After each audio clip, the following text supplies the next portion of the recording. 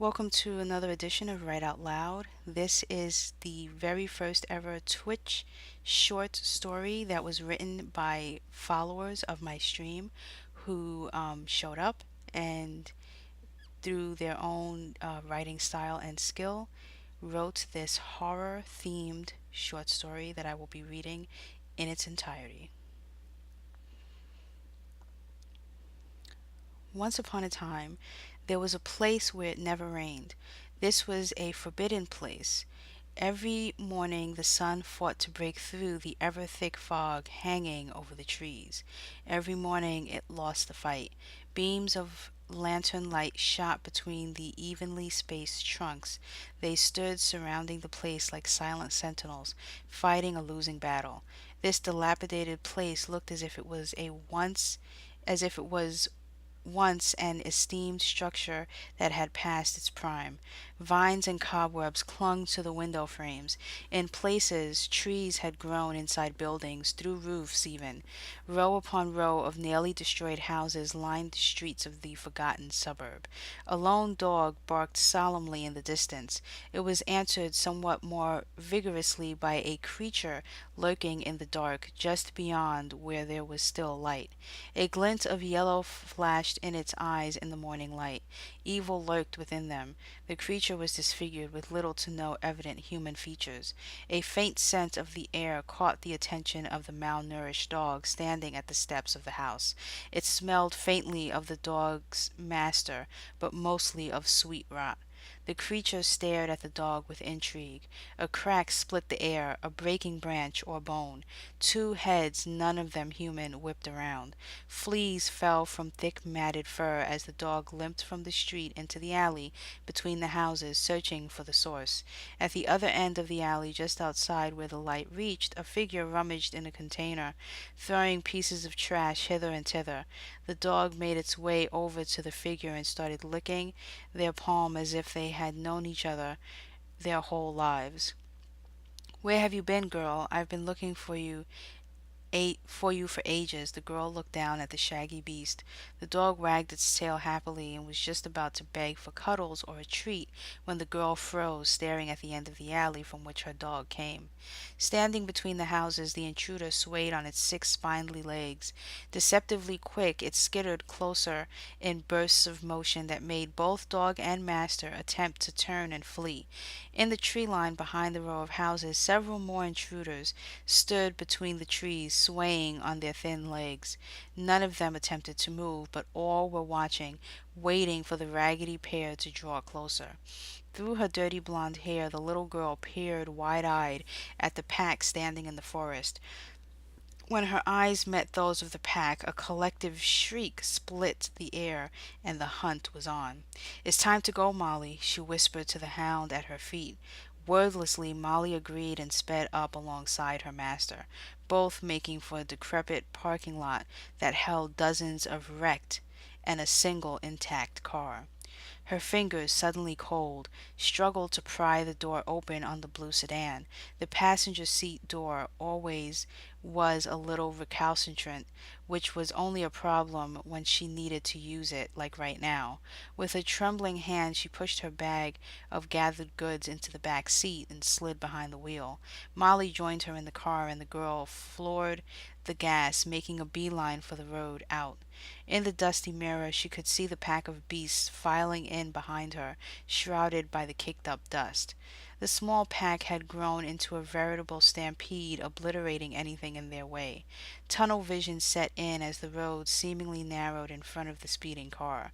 She knew they were gaining on her. Molly knew it too, whining when the bumpy road made her bounce in the seat. The girl, however, refused to give up hope. Above the revving engine she could hear the piercing, clacking sounds the intruders used to communicate. They were planning their attack. Unless she had misinterpreted them, there was a surprise waiting for her around a bend in the road. Trusting her gut, she peered through her side window into the mirror and watched as a pair of the intruders peeled off from the pack. That was her cue to reach under the dashboard and withdraw, a little surprise for the prospective ambushers. "I wonder if they've ever seen one of these before," she smirked as she clasped her hands around the recently looted explosive. Using a knee to keep the wheel stable, she pressed the appropriate buttons on the panel plugged into the brownish brick until a reassuring beep could be heard. She let out a sigh of relief. Sure glad I got the code right, aren't you?" Dog mannerisms couldn't adequately convey just how glad Molly was not to be a smudge on the dirt road. The turn in the road to head north was drawing near. She knew they would be waiting behind the shattered barrier set up by the long gone army. Even though the fence like structure had been left to rust and rot for a long time, it was mostly intact, just weakened. The remnants of the former main gate had served the girl as entrance, but would now hide intruders in their shadows, so leaving that was way out of the question. What would Jerry want me to do? He had taught her well. Jerry had been the kind of person to bullhead his way through any opposition, giving the girl an idea, why not make a new door? It could have been that kind of bullheadedness that got Jerry killed last winter. But hadn't he been that way, the girl but hadn't he been that way, the girl might never have been rescued by him in the first place. It was time for bold action. A new door had to be made. As soon as the barrier came into view, the girl veered off the path that snaked through abandoned military gear and made straight for a particularly decrepit looking section of it, telling Molly to lie low in the car just in case. The old dog folded her ears low to her neck and cowered under the dash. Sometimes Nina thought the faithful creature could really understand every word she spoke. The car met the barrier head on and ground its way through, tearing apart sheet metal and breaking support columns. Nina tossed the brown brick of explosives through the window in the door. The intruders would be forced to funnel through the hole, and they weren't long in doing just that. Nina had barely managed to regain full control of her sedan when the first skittering horrors appeared in her rearview mirror. She was glad they couldn't hear the beeping. The world they came from was forever draped in silence. Hearing was a skill they didn't need there. Nina herself would have sworn she heard every beep, though. But maybe that was just her counting down in her head. Time seemed to slow. Beep, beep, beep, boom! The world was awash with light, brighter than anything Nina had ever witnessed, even in the rear view. The shock wave threatened to knock the car into the ditch. White knuckled, she kept control.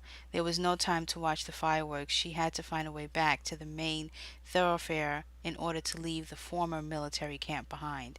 She and the others had spent so long clearing the road of cars to land their small plane the day before last, and she knew they'd be waiting for her. Also, they would know by now that she was bringing unwanted company. The explosion had been impossible to miss. As she screeched around the corner and onto the highway, Martin came into view. He stood, rifle raised in her direction, beside the plane.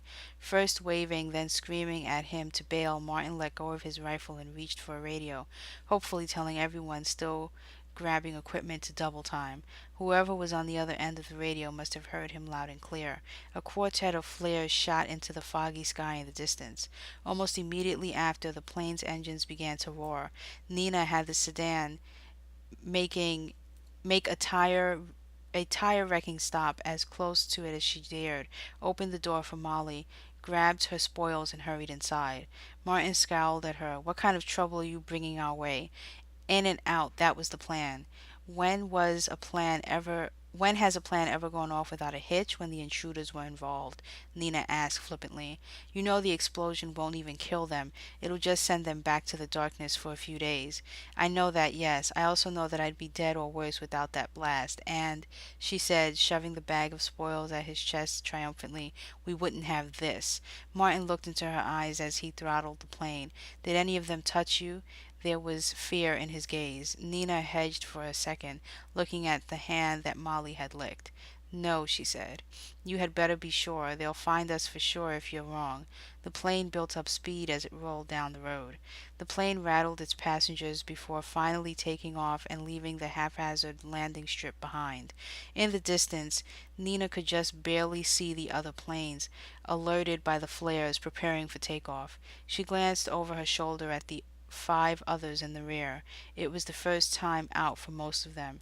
It showed they were either immersing themselves into their respective jobs very hard, or trying and failing to, or on the way to Catatonia. It was the latter. A spike of turbulence made them all shudder. Nina almost had to laugh at that but couldn't. There was nothing funny about your first run in with the intruders. Molly was the first to hear it, the subtle click, click, click. Somehow one was nearby. The skin of her neck started prickling as it always did when her instincts told her to bail. Sadly, that wasn't an option when you were on a plane. Nina was glad, in a morbid way, that she didn't yet know the names of the five others in the plane. Taking a preparatory breath, she nudged Martin's shoulder. "They're on board," she whispered, panicking but not sounding the part. Martin's hand froze in place. He had been the one to fix up the plane. He was a fixer, not a fighter. He dared not turn his head around and get distracted from piloting, but Nina saw his Adam's apple move as he swallowed before saying, "How?" Nina looked down at the flea-ridden dog. She thought to herself, it couldn't be. The world, screw it, liked to prove her wrong. Molly sat in the door, unmoving, clicking. A puff of breath passed through Nina's lips as the temperature in the plane plummeted. "Molly!" she ground out through clenched teeth, not knowing whether to cry or rage. The old hound slowly tilted her head. With each inch she turned, a click echoed off the metal fuselage. "What?" Martin asked, puzzled. It had never occurred to Nina that her pilot had yet to meet the emaciated dog. Before Nina could tell him or the other five guys in the rear, who had sensibly grabbed their weapons, that the dog was the intruder, the latter made its move. Tendrils of shadow shot out from within the hound. Its eyes started to shine with the same hellish yellow Nina had seen only once before, the day Jerry had died. Her chest tightened until she could barely breathe. The Erebus was here with her, on a plane with no way out. "You have to crash it," Nina yelled into Martin's ear. "It's the only way." "What the fuck would I—" His speech ground to a halt as he looked over his shoulder and saw those eyes. "Jesus!" he whispered before throwing his body against the controls, making the plane go into a nosedive. Nina's stomach rose inside her, a feeling that she had since before the war. The men in the rear drifted into the air, scrambling to find something solid to hold on to. Fear had a stronger hold on them than they did on the weapons. Everything went into free fall. Only the damn dog didn't so much as twitch. It just kept piercing Nina with its gaze. God only knew whether amused by their struggle or intrigued by their decision to sacrifice themselves. As the plane hurtled through the mist towards the ground below, the true power of the Erebus took hold. It was draining the life from the men in the plane, but not Nina. The shriveled husk of what used to be Martin began to turn into sand, obscuring parts of the cockpit. With his weight removed from the controls, the plane began righting itself somewhat. That fact was strangely fortunate. The belly of the plane began to clip the tops of the trees below. The branches screeched as they broke under the speeding comet. Nina, already reeling from shock and sand in her eyes, hit the roof unprepared, not breaking her neck, but coming close. Panels of the fuselage split and ripped free from the plane. Wind blasted into Nina's face and threatened to strip the flesh from her cheeks with flensing sand. Her body was pressed against the rear wall of the cockpit, which bent with the strain and almost impaled by branches. Before she could register what was happening, the plane came to a halt amidst the broken trees. She looked frantically for a sign of Erebus. She knew that it was still there, feel it even, but the place where the dog had been sitting was now deserted. Nina's skin tingled everywhere it had been sandblasted. The grains had begun moving, making intricate patterns on the debris-strewn ground. The air around her grew deathly still and cold. When she watched them take Jerry the winter prior, she was certain she'd seen similar patterns left scorched in the earth at the site. Only these were moving. She followed where they were going, since she could do precious little else at the moment. There was a slow growing mound of sand at the center of the patterns. Nina couldn't believe her eyes. The mound grew and formed into the shape of a man she recognized. Jerry, a version of himself, was standing before her. Instead of Jerry's youthful expression, this shadow looked at her with the haunting, sulphurous gaze of the Erebus and a maw full of shark teeth. It was calling to her, reaching out to her soul. She felt drawn to it like a fly to a porch light. She had felt this pull just weaker just weaker when Jerry had been its primary target. Nina's sweat went right under her skin to close its oily clutches around her bones. Its lipless mouth began to form words. "We've missed you, Nina." It whispered, barely a sound at all. Somehow she heard the words as if Jerry was speaking over her shoulder. "Come with us." Her lips began forming the word no over and over, but her mind was slow to catch up, and for just a moment she imagined what it would be like to go back. A tendril of shadow stretched out and coiled around her. Though the air was frigid, its grasp was warm. She closed her eyes and saw herself lying in bed with Jerry, holding him close. She fought to shake the image from her mind's eye, but Jerry held her just like she held him. Almost pleadingly, he looked at her. He wanted nothing more than for her to stay right there with him where it was warm and not getting colder by the second. Nina shook her head. "I can't stay." "You know I can't." She looked into Jerry's shadow eyes. Their yellow had softened to his normal warm brown eyes. "Why?" he murmured, and this time it was part of the Erebus that she heard, not just him. "Why won't you join us in heaven?" "Heaven?" Nina stammered. "You're in heaven?" She reached up and stroked Jerry's cheek. It was cold and taut, not his true face. "Jerry, you aren't in heaven, for Christ's sake," Nina yelled with tears in her eyes. "Look at yourself," she continued, "at all of you. Does that look like salvation to you?" Jerry's voice became dark and low.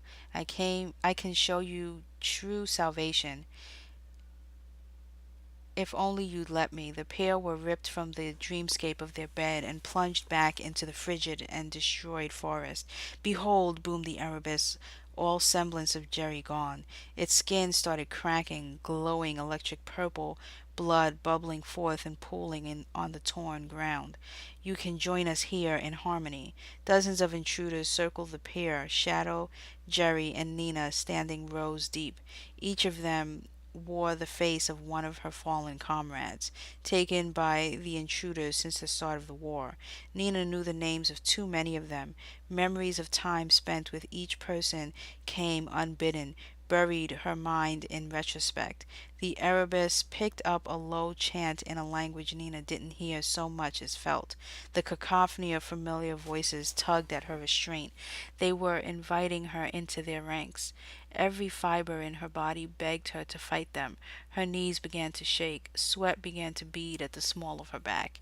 She was losing the fight. Worse, she didn't know if she had anything left to fight, much less win for. There came a point in every survivor's life where he or she had to face this truth. They will win. The Erebus took a step closer towards her. Its footfalls echoed in the air. It reached out and placed a wet hand against Nina's face. She trembled. It smelled like Jerry, even though she knew it wasn't. It tugged at her, tugging at her core.